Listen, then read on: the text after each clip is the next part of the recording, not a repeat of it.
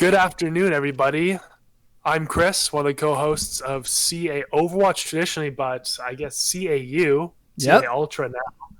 And this is my co-host, Spencer Jason. Hello, hello.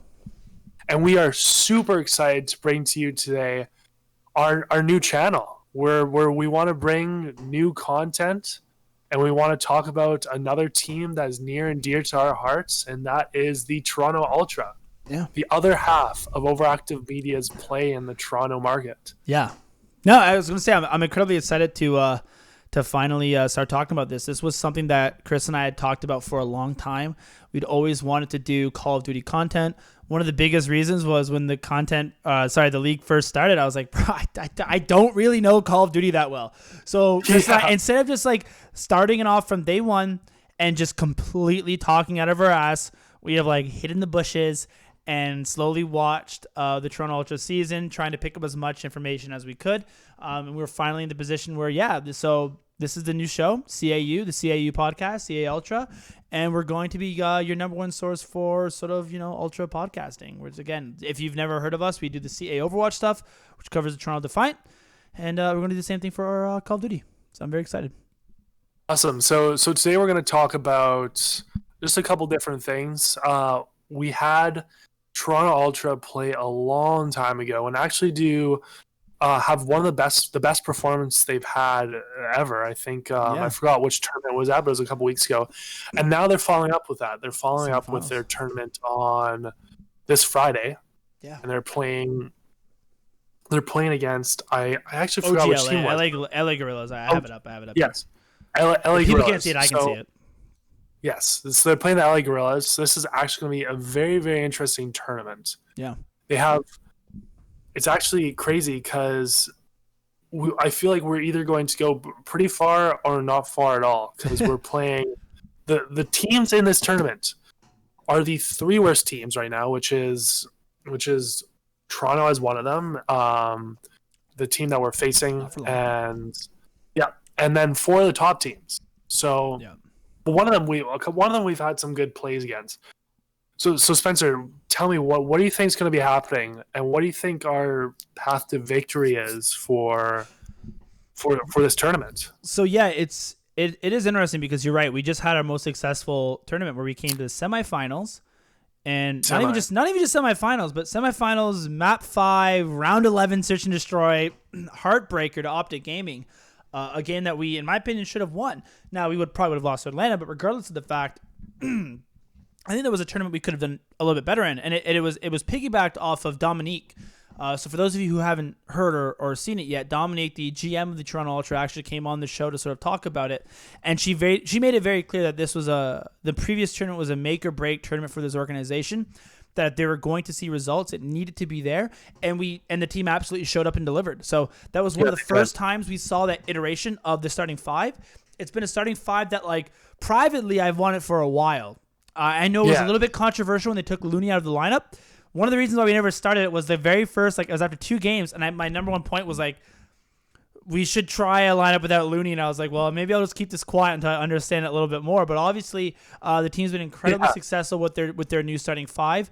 Even though we still don't have Brax in the lineup, who from everything I've heard about is supposed to be our star player. We haven't seen him play once. I've been incredibly impressed with Methods over the past year, or season so far. So I have a lot of faith in this team. Now, our first game is against the LA Gorillas, so that should be a win. Obviously, anything can happen, but I think everybody, including ourselves, are going to predict the Toronto Ultra beating the LA Gorillas, especially coming off of our previous performance. Yeah. I know that a lot of teams are trying out new rosters right now, so I don't know how the LA Gorillas are going to look if they sub in some of their new players. But assuming that they are similar performance to how they were before, this should be a winnable game for us. Now, the issue comes in, and if you can see the bracket, which I can't bring up on screen right now, unfortunately, but in the same bracket of Group B, it is the Chicago Huntsmen and the Florida Mutineers, who are both very good teams. So I expect the Chicago Huntsmen to win that, which would bring to round 2. Which means Toronto Ultra versus Chicago Huntsmen. Now, Chicago Huntsmen were a team that we almost beat in the past. If you guys didn't know, we brought them to, again, map 5, round 11, search and destroy, and they were able to beat us. We weren't able to get the upset, and I don't really see this going any differently, which means if we do lose to them, we would then have to play the Florida Mutineers, I believe, in the losers bracket to try to get out of the group stage. And the Florida Mutineers is a winnable game, right? Correct me if I'm wrong, but I'm pretty sure we just beat the Florida Mutineers in the previous tournament? No, we did not. We beat Minnesota, but Minnesota beat Florida. But Minnesota beat Florida. That's the thing. We're not really in the same bracket as Minnesota, which is kind of unfortunate because that's a team that at the very start of CDL we actually had a great game against. We just lost. Battle of the North. Battle of the North, and then we beat after that. So we do have a decent history with them, but they're not in our bracket, and they're facing, if they get to round 2 as well, Atlanta FaZe, which is going to be a tough game for them. Well, so. I mean, Group A is absolutely stacked, right? There's like no doubt there's a little bit doubt in my mind because Minnesota has shown in the past that they can sort of upset these teams, but I really do expect Atlanta FaZe and Dallas Empire getting out of that Group A. Yeah, no, I totally agree. And the thing is if we face the Chicago Huntsmen, like it's hard to say that we will win. We I don't think we beat the Huntsmen. The Huntsmen are really good. You mean Florida? Florida, you mean? No, yeah, I was just saying that. I mean the Huntsmen. Like I thoroughly think that the Huntsmen are going to win this. Yeah, they're kind of clearly standing out from the rest of the pack. If we do face them, like I just remember watching actually Cammy's stream against the Toronto Ultra. They actually scrimmed against them a day or two ago, which is just a quick sidebar, which is crazy that they're kind of live streaming scrims. Very different from the Overwatch League. So for some of you who are like, why is that so crazy? We come from the Overwatch scene. That is not a thing in the Overwatch League. And I love it. I love that about Call of Duty. I love that they go on stream and they stream their scrims. I think it helps build the brand. I think the content creation on the Call of Duty League is absolutely something that like Overwatch League can take note from. I just do want to take a quick beat from that. I feel like the team interplay in Overwatch is a lot more intricate and guarded than the team interplay in Call of Duty, and that's probably one of the reasons why they don't scrim it. Maybe. So that's a maybe. Like I'm not quite sure, but the thing is that Chicago Huntsmen kind of handily beat Ultra. It was a 250 to 225 game, but Cammy just popped off. Cammy has something that I don't think Toronto has, and we can talk a little bit about what Toronto was lacking in the tournament in the past that may come to haunt them in this tournament. And one of them is the ability to pop off. Absolutely, I think that's the number one issue with this team. I actually think that this team has an incredibly good coaching staff. And I mean, again, like for anyone people can come in the comments and just absolutely stomp some of my opinions. I'll be the first to admit that I'm not a Call of Duty expert. I've been following the league all year, but I'm not some insider analyst who can like break down every single play. But from what I've gathered, this team seems incredibly well coached. Like I've been really impressed with their ability on, especially like search and destroy. I think their like strategies have been really cool. I think the team supports each other really well. Like I think their team chemistry is really good. It seems like every time somebody picks a corner and if they get picked, there's an immediate follow up. It seems like we're always trading picks or like doing our pincer plays really well. I've just been really impressed with, and I know again we talked to Dominique. I know that she was really high on like Marky B from the coaching staff and how incredible he's been in the past. And so I think that the coaching and the team coordination is a strength of this team. What we do lack is a little bit of that like raw firepower that like a superstar like a Simp or a Scump or somebody like that brings to the table. Methods has been really impressive. I mean, again, I think Methods has been really good all year. He's also kind of hilarious. Like I was like, it was like 4:30 in the morning. I just finished grinding Overwatch and I hopped in his stream and he has got the mustache and he was just like, it was like his thing was like chatting CDL shit with the boys and got the chicken parm going on. And he spent the whole time just like trashing other people in the league and going through his like past chokes 1v1s. It was hilarious. So like, I think that the teams are a really cool brand and I do think the players have a lot of fun together. So I think that that's their biggest strength. I just think the weakness is, sometimes they just can't clutch. They can't pop off because they don't have that raw mechanical skill. And just to build on that, I think one of the most amazing parts of the last tournament that we watched, I forgot if it was the game against Optic or Miso Roker, but they were doing, I think it was a hard point. It was,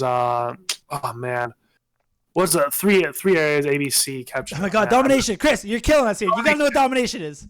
Yeah, no. I just didn't know. They're playing domination, and we were getting out fragged the whole time. Like, I'm gonna be completely honest, we're getting absolutely out fragged.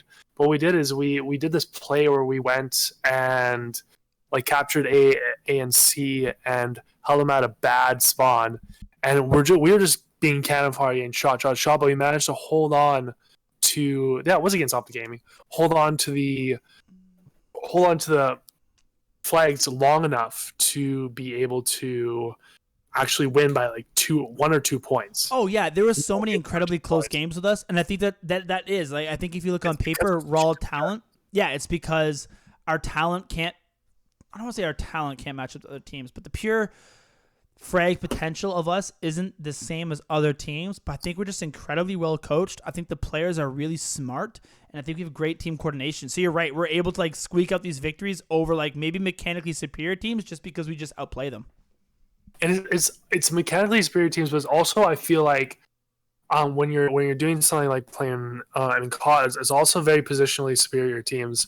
When I was watching Cammy play, I noticed that lots of his kills were gotten by when Toronto foolishly would rotate and not use map advantage to really control those areas. Like, he'd be able to control areas, get a kill, drop back, really kind of make Toronto pay for the space that they're taking. So I think one of the things also is other teams' positional skill and able to chain kills together. That's the one thing, you'll be able to chain kills together by moving positionally and being able to always make your position unknown. On that, just kind of on talking about our strengths and our weaknesses, I feel like in terms of the teams that were being played, because just to bring it up, the people that were playing for the CAUltra in the last tournament were also playing in the scrim the other day. Yeah. It's like the exact same roster. So my guess is that we're gonna have the same roster, same setting, metals, methods, Bance, Cammy, Bance, and Classics, So for me, really, metals and methods were kind of your very consistent, good players, and Cammy was kind of like a do or die player. He popped off a lot, but then there's times he was feeding. Well, I think that's for me. Sorry, I'm cutting you off a little bit, but I think that's not just. I think that's classics and that's bands, right? Like, it seems like that's what I was going to say. Is that Cammy, he would have times where he could chain a bunch of good kills together, and then he would go cold. For me, Bance and to a lesser extent Classic were cold most of the time. I didn't see Bance doing a lot of good playing on that tournament, and that was a tournament we did really well in. Like, how is he playing when we're losing in first round, right? No, yeah. So I agree that I think Bance had a rougher tournament than the one we previously saw. The problem is there's been moments where Bance has absolutely popped off, and same with Classics. Like, Classics is one of those players who, when Classics is on, he can frag out. Like, there's no doubt in my mind. Like, he's had a couple of rounds where he's impressed me so much. And I know that's always, I think, been a knock on Classics, is that he's kind of been hot and cold. He's been a pretty inconsistent player over his career in the Call of Duty League in terms of, like, when he's on, but when he's off, like, you kind of, you don't really notice him as much. So I think that's what this team always, I think, has upset potential. Like, I would actually not be surprised if we beat the Huntsmen, if Cammy, Bance, and Classics all pop off. I still want to see Brack, because I don't know, like, when we first started this thing, I'd done a bunch of research and everyone kept telling me how great Brax was and how, like, he could carry these teams and all that sort of stuff. And then I haven't yet to see him. So I wonder if we might see him in the future. And I know there's some, like, CDL intel talking about, like, potential new gentlemen's agreements with switching up subs. And that might mean we need another AR, and how will that switch to starting 5? Like, I think the ultra strength is also the fact they have 10 people in the roster. So if something isn't working out, they can easily fix it internally. That's another interesting thing to see moving forward. But overall, I think this is going to be another interesting tournament where I think we beat LA. I think we lose to the Huntsmen, and I think we can actually beat the Florida Mutineers. Like, I think that's going to define the success of this tournament. Like, if we beat Florida, because I mean, if we beat Florida, then we got to go into the next. Then we go into day 2, right? And then it's one of the two teams, either Dallas or FaZe, depending on who wins that out. And realistically speaking, we probably lose either of those games. Like, Dallas, FaZe, and Huntsman are probably the 3 best teams in the league right now. So I think losing to them would be fine. Like, I think if you're an Ultra fan or an Ultra player or any part of the organization, you're okay with that. I think the whether or not this tournament is a success is completely dependent on our ability to get out of Group A. Can we beat the Florida Mutineers? If so, great job. If we get smacked by them, all of a sudden, I think we're back where we were a couple weeks ago, where we're looking at this team a little bit pessimistically, to put things bluntly. And then if we lose to fucking LA, then we're in big trouble. Unless LA, like their new subs come in and I absolutely like change the way that franchise plays, which is totally possible. But at least in the information we have in front of us, this is a good tournament for us. I think we can see another semifinals performance where we finish in that like 4th spot. And if we are, it's very, very good, because realistically, this isn't a great bracket for us. Like, we could have a much better tournament where we're facing, like, not the top 4 teams in the league. Yeah. So I really do think that if we can get to a semifinal position, this is looking like a good upward trend in the Toronto Ultra skill and gameplay than just like the blip of last tournament's success. Yeah, I completely agree. So I mean, again, like, it's a little bit short of an episode. It's our first time doing this Call of Duty thing. So if you guys, I don't know about you, Chris, but I'm personally good. Any final thoughts before we wrap this thing up? No, I don't have anything else to say. Yeah. So, obviously, if you guys enjoyed it, leave us a like, subscribe, comment, all that good stuff. Follow us on Twitter. We do the Overwatch and Call of Duty stuff. We're going to keep doing this moving forward. I know it's going to take a while to grow. I know it's going to take, a while for us to get fully comfortable with like the ins and outs of the Call of Duty scene. It is a scene that really hooked me with this new CDL format. I think it's been incredible. And I think Call of Duty's done a fantastic job of going about it. Like, it was interesting that when the year started, I thought that maybe Overwatch and Call of Duty, I thought Overwatch would be sort of the bigger thing, but it seems like the tables are turning a little bit. So I'm excited to see where the future goes. Yeah. We're going to keep the content coming. Bear with us while we figure our shit out, and look forward to the next episode coming next week. And as always, enjoy. Enjoy.